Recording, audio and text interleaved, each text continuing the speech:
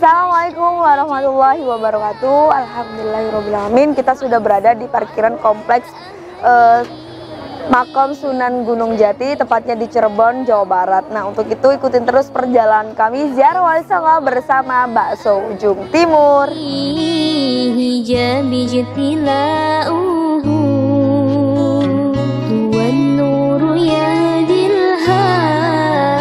Salah satu jejak berdirinya perjalanan Wali Songo ialah Makam Syekh Datuk Kahfi. Letaknya di Pesambangan, Kompleks Makam Gunung Sembung, Bukit Gunung Jati, Kabupaten Cirebon, Jawa Barat.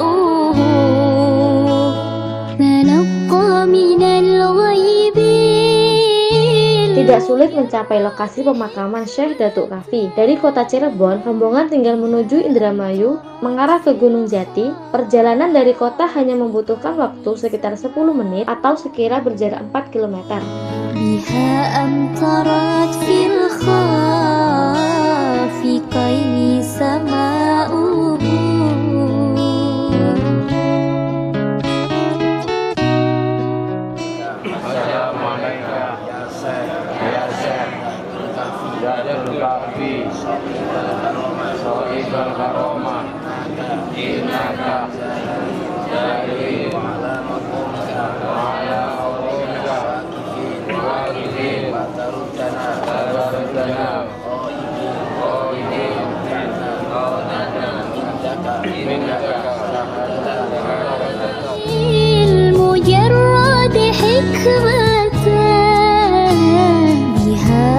Syekh Datuk Kahfi sendiri adalah orang yang pertama kali menyebarkan agama Islam di wilayah Cirebon.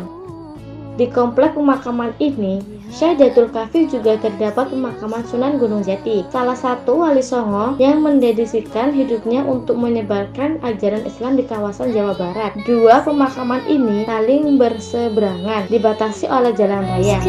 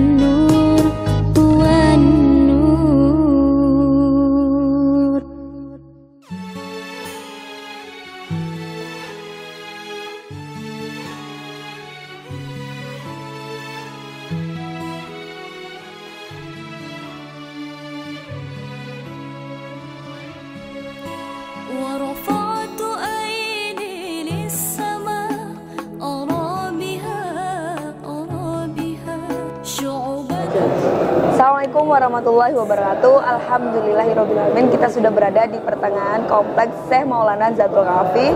Untuk itu kita akan langsung menanyakan sejarah tentang Syekh Maulana Zatul Kahfi kepada Ustadz. Monggo Ustadz. Alhamdulillah, kita sudah berada di tengah-tengah kompleks pemakaman Syekh Datul Kahfi dan sekaligus di makam kompleks Sunan Gunung Jati. Karena di acara Sunan Gunung Jati ada acara panjang jimat, akhirnya jadi satu di kompleks pemakaman Syekh Datul Kahfi. Syekh Datul Kahfi sendiri adalah penyebar agama Islam di daerah Cirebon sini jauh sebelum Sunan Gunung Jati.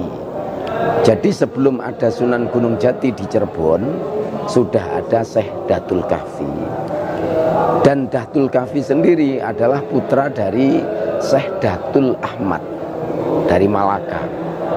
Datul Ahmad putra dari Syekh Datul Maulana Ishaq.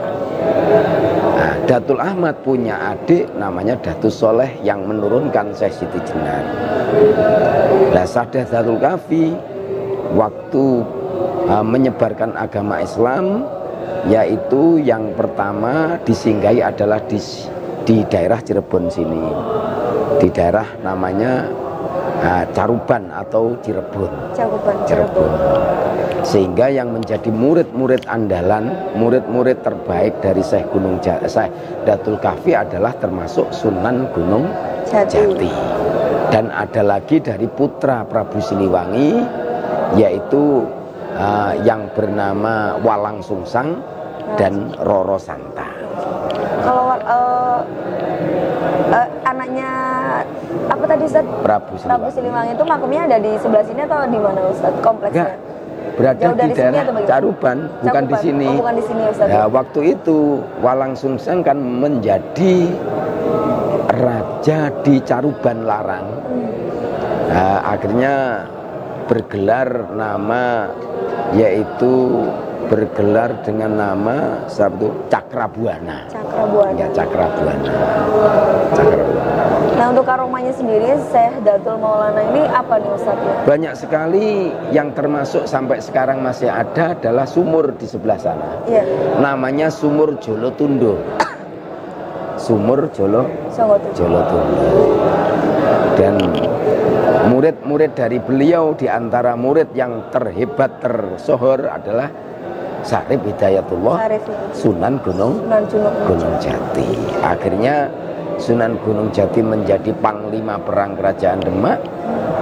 Dan setelah Demak itu damai, nggak ada, akhirnya diperintah oleh Raja Demak untuk ikut menyebarkan agama Islam di tanah Pasundan. Cirebon. Ya, tanah Pasundan. Pasundan itu meliputi Cirebon, Indramayu, daerah Ciamis, daerah Tasik. Itu meliputi daerah-daerah namanya tanah Pasundan.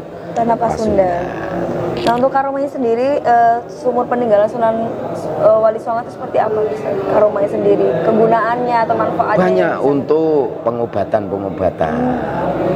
dengan wasilah air Jolotundo itu, insya Allah menjadi sembuh. Banyak fakta lantaran dengan apa itu air Jolotundo, penyakit-penyakit insya Allah bisa sembuh. Insya Allah bisa sembuh. Karena keyakinan kita juga ya Ustaz. Terus kemudian yang makom di sebelah ini, di belakang kita ini, apakah hanya Syekh Maulana Datul atau mungkin ada keluarganya? Hanya Syekh Datul Kahfi saja. Ya. Yang di sebelah ini hanya orang-orang dekat. Orang terdekat Orang terdekat. Kurang tahu yang di sana. Mungkin cukup Ustaz, terima kasih. Untuk yang Sunan Gunung Jati mungkin bisa dijelaskan secara singkat di sini juga Ustaz, karena kita Sunan sudah Gunung Jati adalah putra dari Walang Sungsang. Putra dari siapa itu? Sarip Mudaim. Sarip Mudaim itu menikah dengan Roro Santang. Roro Santang menikah dengan Raja Mesir Sarip Mudaim, mempunyai putra Sarip Abdullah. Sarip Abdullah akhirnya mempunyai anak Sarip Hidayatullah Sunan Gunung Jati. Nah, Sunan Gunung Jati pusat penyebaran Islamnya ya ada di Gunung Sembung sana. Gunung Sembung. Nah, ya Gunung Sembung. Yang ada acara Panjang Jimat tadi. Ya, Panjang Jimat itu acara grebek maulud kalau di Solo, kalau di Banyuwangi yo dok-dokan itu acara mauludan memperingati kelahiran Rasulullah Sallallahu Alaihi Wasallam. Ya. Nah, untuk karomahnya sendiri Sunan Gunung Jati itu seperti apa Ustaz? Karomahnya diantaranya yaitu waktu dia itu ada perempuan dua. Nah, yang satu hamil, yang satu tidak. Disuruh nebak. Disuruh nebak yang hamil yang mana. Baik. Yang ditebak Sunan Gunung Jati malah yang nggak hamil. Yang hamil ini, padahal ini nggak hamil. Tapi ternyata yang hamil yang ini, yang nggak hamil tadi. Jadi termasuk salah satu karomah daripada Sunan Gunung Jati. Dan karomahnya lagi bisa menaklukkan Batavia. Ya, Batavia. Ya, waktu jadi Sunda Kelapa, jadi jajahan Portugis. Ya. Daerah penyebaran agama Islam sampai Pasundan sampai ya. daerah Banten sampai daerah Jakarta. Sampai Jakarta. Baik, terima kasih Ustaz untuk pencerahan secara singkat dan mungkin sudah dirangkum antara Sunan Gunung Jati dan saya Maulana Zatul Kahfi.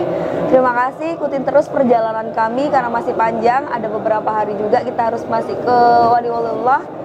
Insya Allah kita diberi kesehatan semuanya ya Ustadz ya. Amin, sampai amin. akhirnya kita pulang lagi di Banyuwangi. Amin, amin, amin. Dari saya terima kasih, semoga bermanfaat. Ikutin terus perjalanan kami ziarah Wali Songo bersama Bakso Ujung Timur, insya Allah berkah.